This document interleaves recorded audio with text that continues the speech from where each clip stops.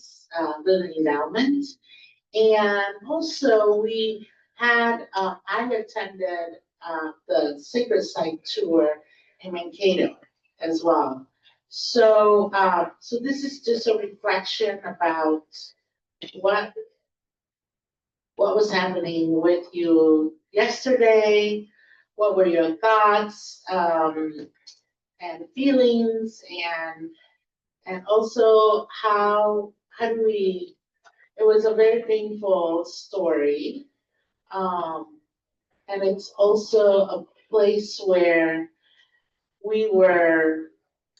I mean, I actually did not know the site itself was a place where the Dakota people suffered, thrived, and encamp uh, in an encampment and in our very own Minnesota land. So, but it was wonderful how Kelly is a Dakotan descendant, was able to trace her family stories and making and connecting to today's time, um, where the land for them is kin, it's family. I never really thought about that. Like the land that's my family. And that everything we step on, touch, feel, um, it relates to the family, relates to the living spirit of the whole community. Um, and I just wanna, I was wrestling with that yesterday. And at night too, and as I prepare my sermon as well. So it's just, I feel, yeah, very discomfort, but I also feel hopeful, and I feel that I am with Kelly and the Dakotan community here and just very close to our church to keep the story alive and to really relate our God's creation, God's wealth, um, as as my family, not as my well-being. It's not just a grass or it's not just flowers, but these are where people before me, before the European settlers came, there were already people, indigenous community that really, really seek and prioritize the preservation of the land. So, and it was, yeah, but I continue to wrestle in this historical moment, and also that in Minnesota, it's the biggest in history of the US happened here, and also the biggest execution of indigenous in Minnesota happened also here. Yeah. So this, if you came yesterday, you want to share your what you felt, you're more than welcome to come up to the microphone. Um, and and we can ask questions or just general conversation. So it's like a free flow kind of forum. Thanks.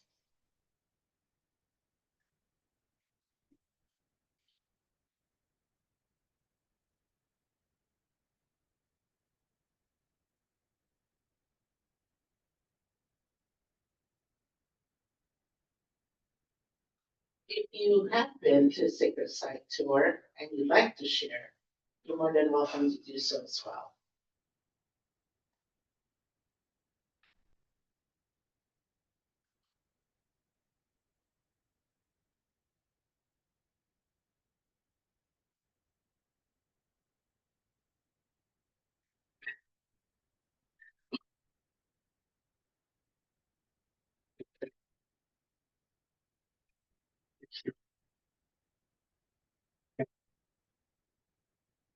So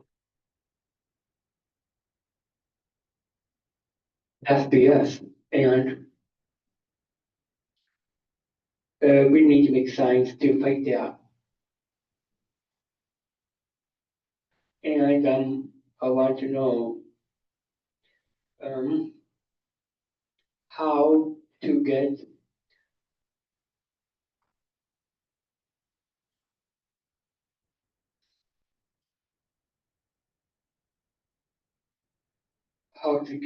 supplies for signs to to fight against executions in Minnesota.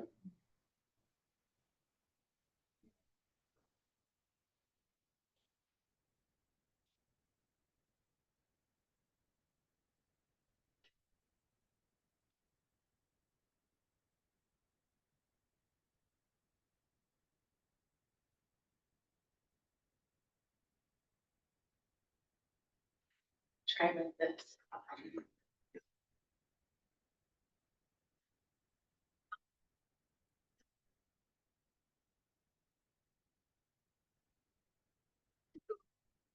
Science tour yesterday, which was lovely. And I guess I'm curious, did you ask like who's been to Fort Snelling State Park before? Like we've had many people been there. So I would say like if you try to imagine it in your mind, going down there by the river, it's like kind of flat and low. It's like really beautiful. There's lots of trees. There were lots of bugs when we were there. We were just swatting away. And then Kelly reminded us that these insects were also our relatives. And so you go down there and it's so beautiful. And then like I'm really lucky. This is my third like Vidote tour. And so if you ever have a chance to do one of these, I would definitely recommend it. The more times you can like hear the stories from like native elders, I think the more amazing it is and the more it can, like every time it's something new. But like she tells the story of like this beautiful place, this like most sacred place. The water like is life, which is I think what we believe too, right? Same concept. And like that's where they all went to have their babies. Like that was the place where everyone would go when it was time to give birth. The women would walk there and give birth there because it was the most sacred of places. Which is also why when it came time for the settlers to come in and to colonize this area, that it was the place that was the most destructive place to come because, and they explained how they built the fort on one side of Bidote and the church on the other side. So they could have both like government and spiritual dominance over this most holy place where all life came from. And so we were like sitting with this, it's, there's tension between like this beautiful life and this horrible genocide that happened there, these concentration camps that then they put on this exact same spot where you can go walk, you go visit Fort Snelling. But then she kept telling her story even through today. And it's the story of her family and the story of how some of her grandmother, her grandfather was supposed to be executed and they weren't. And look at what happened. And now we have Kelly and many more people. And so it was also like this beautiful story of how they're resilient and we're resilient. And she said something like, they don't harbor bad feelings toward that church. They work together with them now, and the church has been working really hard to try to make some reparations with them on that land. And they, I don't know, it just felt like there was so much hope in what she was saying. Because it wasn't like that genocide was the end of the relationship. They kept going. So, I don't know, that was. Thank you. Yes, thank you. Thank you, Sharon. Yeah, that was some hard story. She was saying, she was telling us.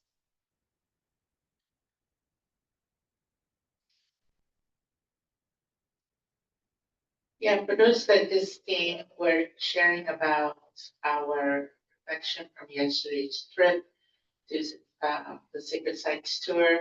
But if you've been in the Sacred Sites Tour, there was one recently as well in Mankato. You can share. Oh,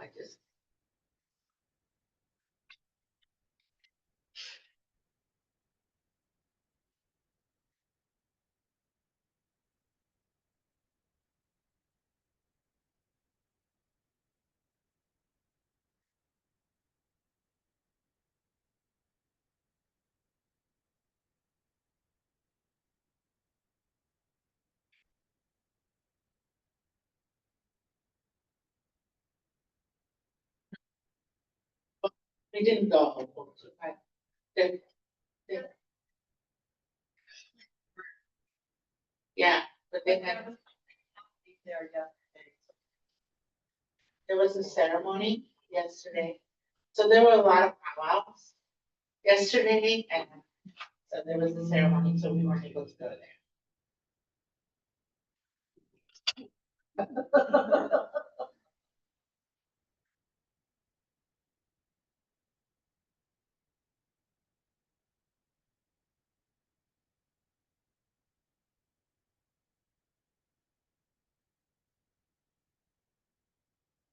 I do want to say, um, Kelly texted us this morning. Myself, Martha, Kent, and Alyssa, I think, in the text. That she heard something, discussion in the bus, that hurt her. And our bus. So it's not about the children, but I think it's adult conversation. And I don't know what it is. I really don't know. So I'm going to reach out to her after our worship, maybe this afternoon. So she is, and she said she appreciated me being able to navigate the conversation. But I really don't know what she heard because she wasn't in the bus. Maybe someone told her something that hurt her feelings. So I thought we could really walk along with our neighbors, with Kelly, with the story. So I don't know, but she did offer to do an allyship training at Our Saviors. So that's a very hopeful conversation. I just wanna give you that perspective too. So I'm coming in hard right now this morning because I thought we had such wonderful trip. Everybody was together. We were together, we were in the space, at the sacred sites, and then someone must have told her something that happened with the discussion in the bus. Can I just raise the possibility? It's a misunderstanding. You're talking about third-party report, right? Yeah, so that's something we need to, I need to clarify that. I just need to clarify. Yeah, so.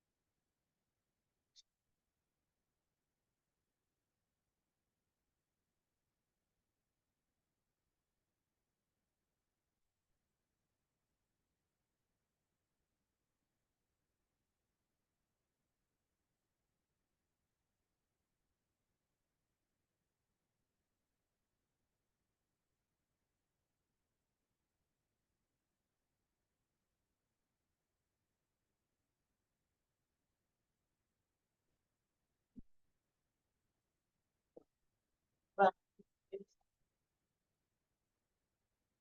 San Pablo community, they were amazed they never heard the story, the historical story of indigenous people. And even the kids, just like, oh, they were just open and they said, we never heard this at school, and of course. And they love, the younger kids love doing the scavenger hunt, going around and Going around the area and share to his grandmother, look, this is what I noticed, and so, yeah, and it's like, and I noticed the grandmother had to do like a check, like, oh, you did your work. That, so that was like, oh, that's typical my grandmother too. If she has to take me to Sunday school, I had to show to my grandmother, and my grandmother had to initial it, even though it wasn't told by the Sunday school teacher. But it's sort of like an accountability for her to tell my mom, hey, your daughter did something in Sunday school. So it just reminded me of that, and I thought that was lovely too. To just, yeah, and he felt like, oh, like so happy he got that check mark from his grandmother. Yeah, just, yeah, kids, yeah, everyone enjoyed, yeah. Yes, Minnesota Historical Society. They operate Fort Snelling, the visitor center. For a short time, I'm Charles Humphrey, retired pastor. Anyway, for a short time, there were signs put up along the highway, Fort Snelling at Bedote. Bedote meaning the confluence of the Minnesota and Mississippi River. It wasn't very long that the signs were up before the people in our legislature decided they didn't want Bedote. The signs were taken down and it was just Fort Snelling again. And to me, I think that was such a slap in the face.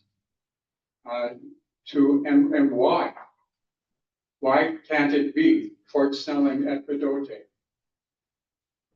It just absolutely boiled my blood.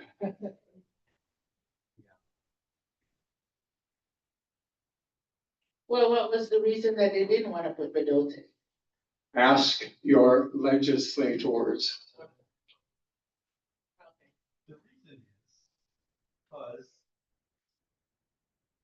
The reason is because there's a concerted effort to erase indigenous people and people of color and their history and the history of their suffering and their oppression. And that is only going to get worse in the months and years ahead, so get ready. But it wasn't an accident that they wanted to take that down. They want to erase the very things that you're talking about that you've been focused on in the Sacred Sites Tour. So this has been years, even before the Vedote sign was not, added into Not the, so many years ago. how long? And it was up for maybe a year, but all of a sudden they were gone and it Oh, was it back. did say Vedote. Yep. And that was just unacceptable to people that make the decisions.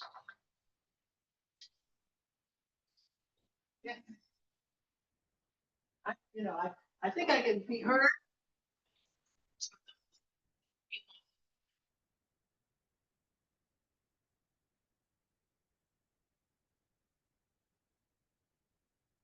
Well, I'm Amy Blumenschein. It's it's interesting analogy to spilling the juice here, but I just want to indeed emphasize the moment we're in, which is white backlash, and talk about, you know, the significance of learning to really connect with the land where we are, which is something Indigenous people have, you know, been so consistently connected to. And I would say I've long thought that issues of depression and addiction and such are connected to how the land has been mistreated. The land, and by that I mean all of our non-human kin. And just opening my own tour earlier with Jim Bear Jacobs really opens to the particular beauty of that site of the Vedote. And something that was recognized as the beginning of creation for the Dakota people, to the point even that women came to have their babies there. And then the horror of turning that into a concentration camp, you know, it's just, wow, it's just very hard to feel all those feelings. It really is troubling at a very deep level. And yet, as you said, you know, your experience there with the kids playing around and the reparations that some are in the process of doing, and the chance that there can be healing for us all. I just want to raise up again the significance of our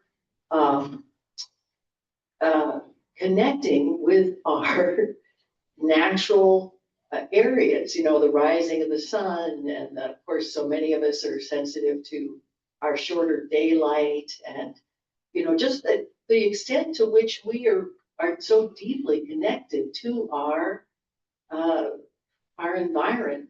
I don't have a good word to use because we talk about nature, that's like we're not nature too. So I just celebrate the rise in awareness of Indigenous thought in you know, the European background community, and hope that we can can sustain that in spite of the backlash, so that we can preserve and sustain our world together, and that anything that we can do to help us live and work together and overcome misunderstandings, which are going to happen. You know, we just really need to be persistent like our Indigenous kin, and also appreciate and be in awe of our journey.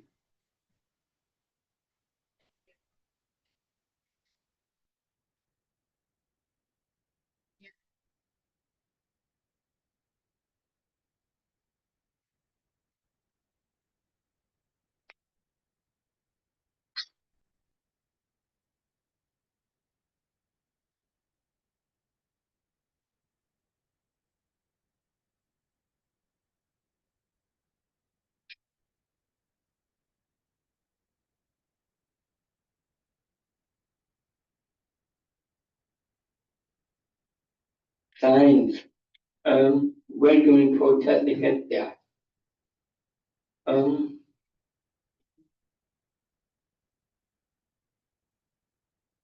uh, my community, our community is Black and Indigenous people and white people and all people of race. Everyone is our community. I'm gonna see this one more time. When can we make signs and protest?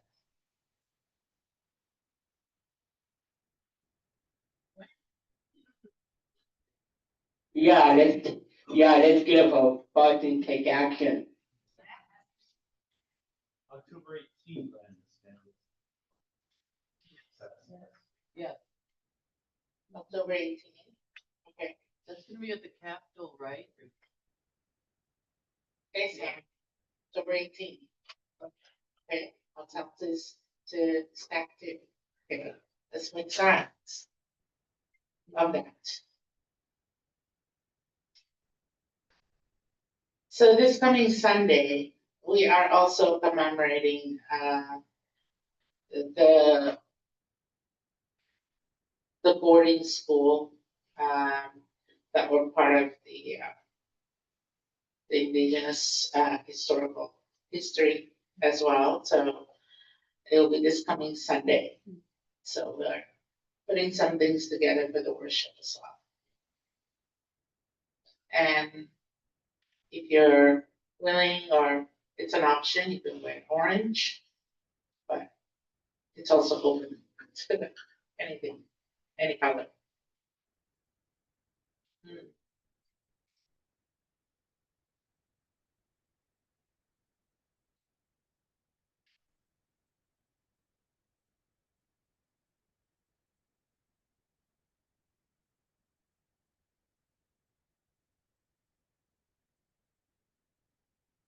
You want to share about yesterday, or Rebecca?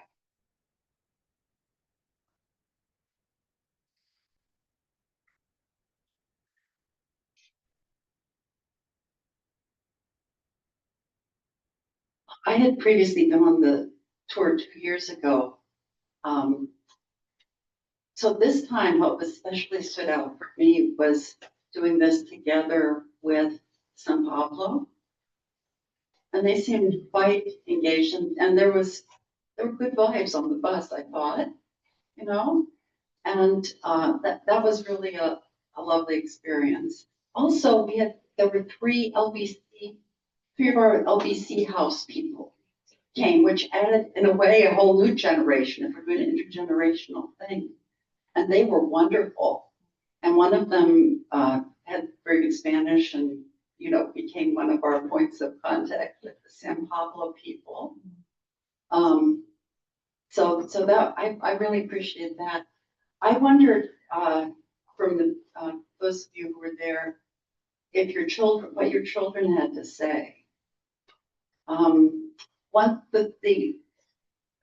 had 3 grandchildren there, and one, Lydia, did you talk about this?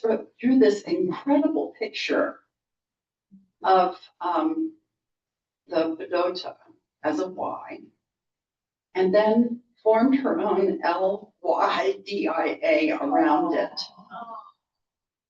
And then also, in some way, I have pictures of it, made a river, I made people, and so this is where it all comes together. And the letter I, in some way, was also decorated to say that I am part of that. Oh. I have it on my phone if anybody wants to see it. But it was really cool. A lot of us were taking pictures of it. It was just with pencil. And so in that sense, the fact that our leaders had developed some materials for the kids, I wasn't sure they were really getting the words that much because, it was complicated. And I wonder about that from you other parents. But I think the overall experience of the day was really positive in their presence and in this intergenerational presence. mixed culture. on a playground, you know, outdoors and in a bus. It was so funny. A lot of the families arrived to the first site, St. Peter's, wisely at 10 o'clock when it was starting, rather than coming here at 8:30 to go on the bus, which would be a lot of time with the kids in that situation. But once we're there, we're taking the bus over to the next spot. They all wanted to go on the bus, and it was packed with kids. Some of them were a little bit small to do that on their own, but we rallied and we got them on there, and that was really fun. And they always sit with the baby. Yeah. Kids. Yep. So the sense that the whole bus was filling up with children was really fun. Yeah, that was fun. Thanks for sharing that. The bus was a good call. Yeah.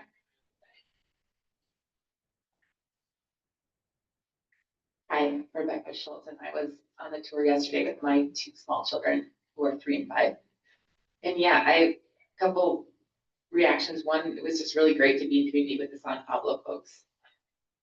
I feel like the kids got a chance to be together and really play together and, you know, do the scavenger hunt together. That was really sweet.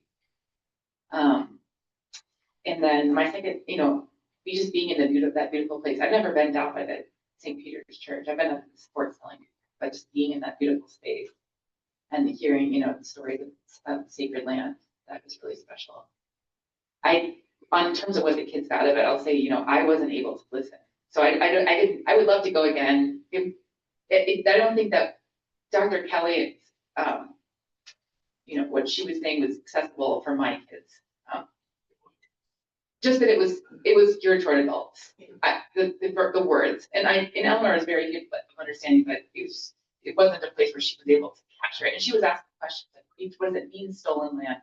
But she couldn't, it was just not at a level that they were able to engage with it. They still had a super fun time, you know, playing and being in nature. But I would love to be able to go and be able to hear and listen. I had to take care of them. So I wasn't able to actually benefit from the amazing story that Dr. was telling. But it's still just a really beautiful day, and it's very special. And I really thought I got to go and kind of be a part of that community.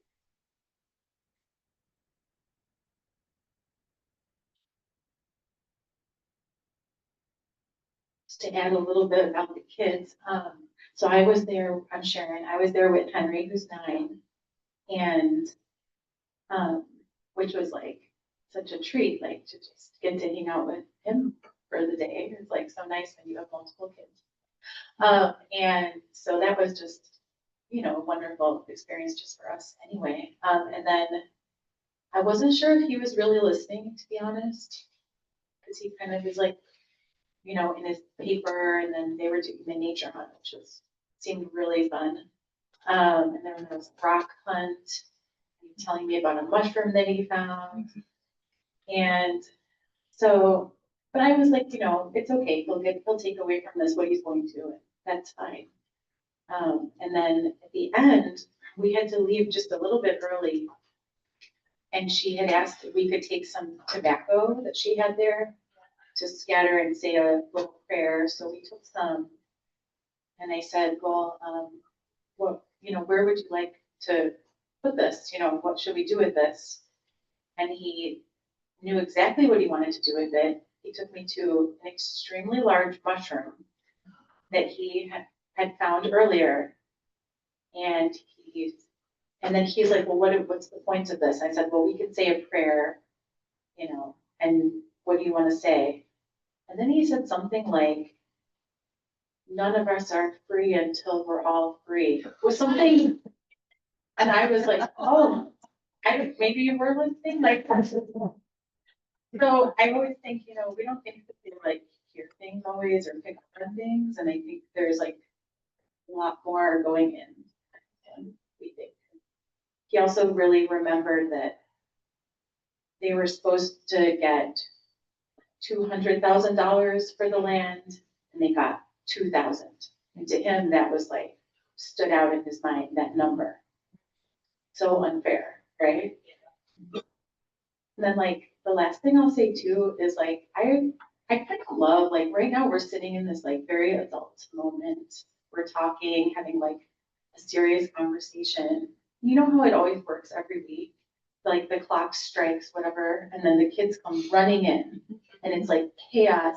And we're adults and we're still trying to have our like serious conversation. And they run in and they're like, I need a snack, da, da, da, da, da. And I kind of felt like a little, like, I really enjoyed the dynamic yesterday, because I felt like they could run in and they could run out. We were all together. And I'm always curious, like, how, like, 'cause I feel like that's like the real deal, like, right? Like, that's like reality, is when like kids are crazy and chaotic and like running around. And like, I always wonder, like, how can we like embrace that, even like here or in other places, instead of like always trying to like be like, oh, this is our serious time, and then we have our kid time.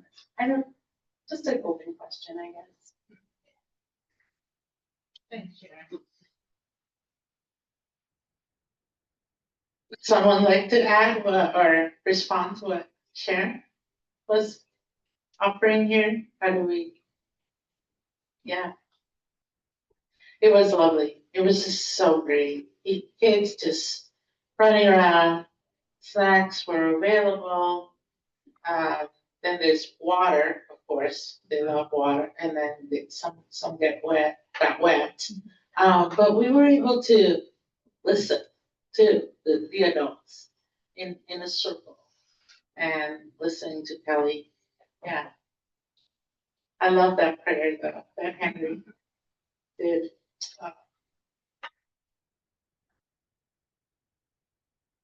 So we're trying to do that in hospitality after worship. So kids just have their own snacks downstairs, and then we have our conversation here. And then come back, then kids can run around, we can have conversation here, hospitality center, maybe it may be too late or time for lunch for some family. But we're trying. This is an whole experiment. Yep. Well, I want to go back to Lydia's drawing. And it's, wow, what a creative piece there. And I just want to highlight that, you know, she did that, I'm assuming, in the spirit of joining with, not dominating over. And we know that there's this awful history of domination that's accepted. Unfortunately, we have stories in our sacred texts that we repeat that are sometimes interpreted to support that dominating. And so it's not surprising that people who have suffered from that will see that, will just feel that in a lot of unintentional situations, like that drawing. Lydia's not trying to conquer the territory. That isn't her interest, but as a European person, she doesn't have the same claim to it perhaps as Indigenous folks. But I want to raise up a very troubling interpretation of being chosen people that we repeat so often. And we know that, again, atrocities that are currently being committed in the name of the chosen people of Israel, hurting the indigenous people of the region, and trying to wipe them out, which is something we've experienced here, of course. And I just, at some point, we really have to grab our text and you know, I'm talking about how this is a misunderstanding, but it's a very widespread use of being chosen people that we know was very, very dominant, prominent in the frontier dealing with the frontier and indigenous peoples' experience. So I just want to raise that up for our theological and educational consideration.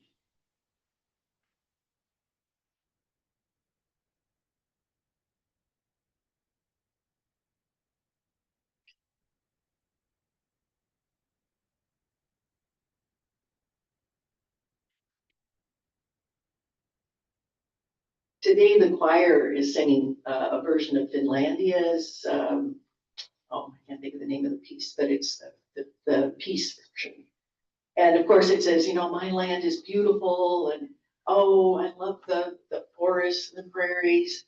And I understand that other lands are beautiful too, and the people there will love those things. That's the attitude. That's the understanding. Yes, we are special. We are chosen, but we're not the only ones who are special and chosen. And our land is special. It's absolutely. Yeah. Yes. Sorry.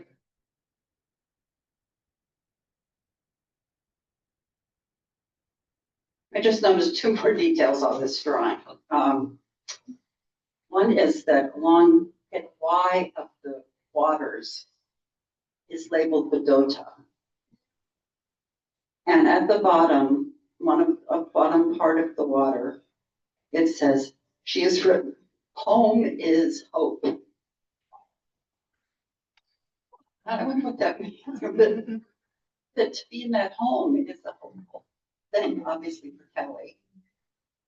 And is the home that we provide here a place of hope also. Anyway, I just like that the Bedota and home is hope. Home is hope. That's the thing of the fall. It should be the thing entirely. Yeah. But home is, yeah. We have on-house neighbors. We have our indigenous community, and we are doing a wonderful ministry of partnering with Indigenous Protector Movement, where one of the greenhouse, we will transfer owner of the land. How do folks feel about that? What are your thoughts?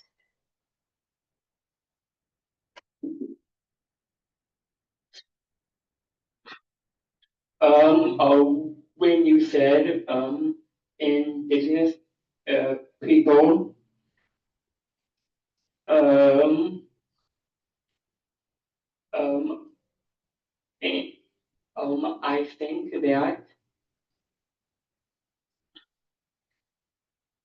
uh, yeah, yes, you're right about, um, their human rights. And also,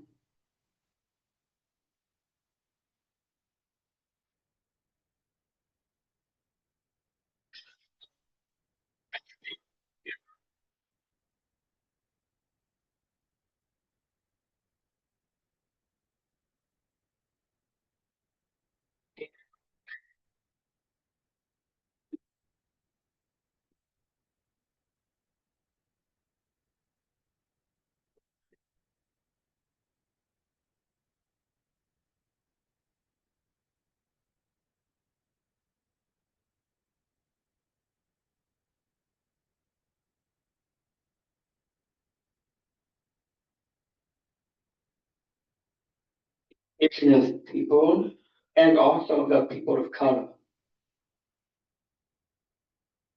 So I think that, I'm thinking that, so we are not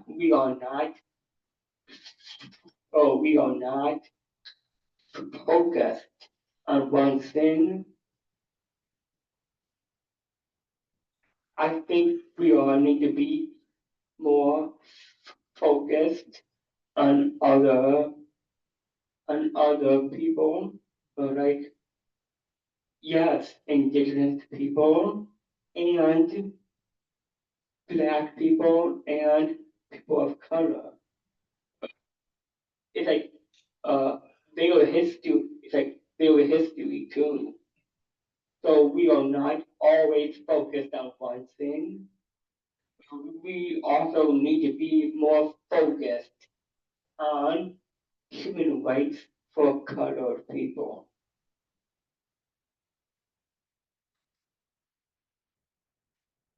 Yes, we are.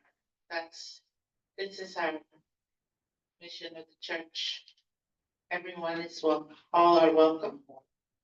And we also need to be out there to welcome them, to meet them where they are, right? And like what you said, oh, sometimes I do not like to say people of color. Just don't like that. Why? Why does it have to be colored?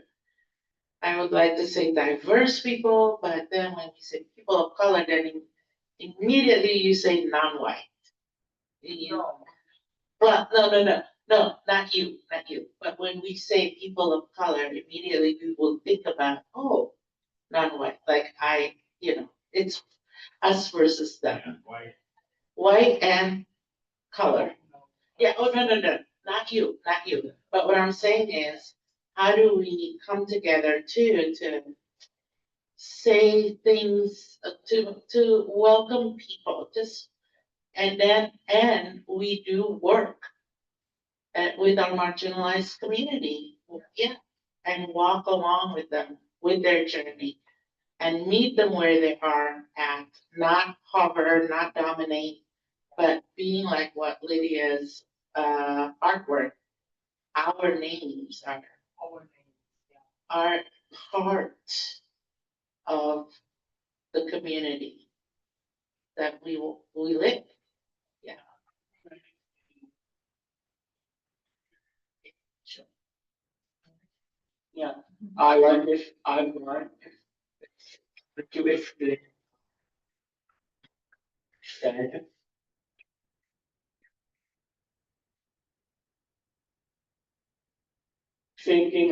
I'm thinking about black, white and black and it's like everyone in our community is everyone in our community is white people and black and Muslims and it's like and everyone around the globe, everyone is one. Everyone is one. Everyone around the globe have human rights too. Everyone around the globe, including white and black and Muslims and people with disabilities. Everyone is one. That's what I meant.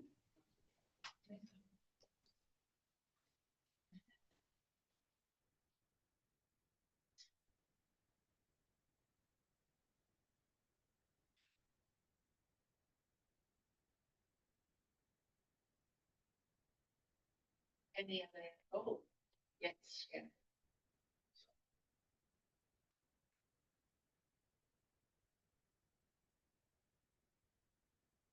Opportunities to meet the Indigenous sector.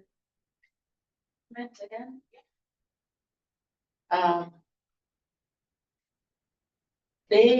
I think we are finalizing not the MOU, but the purchase agreement. So in October, we're going to have a signing of that purchase agreement with a covenant. And that will be the time we will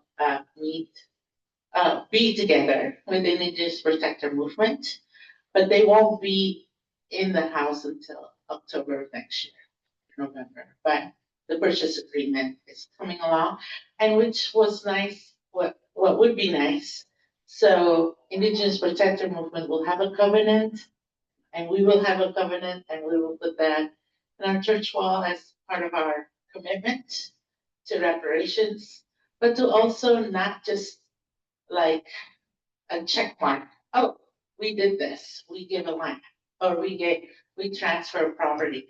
But it's actually a partnership, like a family together, walking in this journey and being together in the same space and allowing us to be together and to accompany each other. How to live as a beloved community. So I don't wanna, it's not like, I'd like to move away from, I like to not move away. I like to use the word of partnership, ministering together. As opposed to, they are just the people that are using our house, and that's it. Yeah. So hopefully October. And then with our All Nations Indian Church, the Thanksgiving gathering, that will be November 25th. It's on Tuesday, the Tuesday, the week of Thanksgiving. And we plan to have the gathering at All Nations, instead of here, as a way that so the name of the gathering will be Wopila. It means thank you. So All Nations would like to say thank you to all the churches that have been involved, but also to see their space, their community to be together. So that will be on Tuesday, November 25th. Yeah. Okay. Anything else? Great. Well, we have some more coffee and we'll see you at worship. 10:30. Thank you. Thank you all for sharing. I don't want to put them on the spot, but we have a new family from Indonesia. And Daniel Sinada, he is a pastor in Indonesia, Bataknis Lutheran Church. And he is currently taking his MA at Luther Seminary. So his wife just stepped out, I think, picking up their daughter, Darcy, from nursery. So please say hello and yeah, greet them. Thank you. Yeah. Welcome. Blessings. Mm.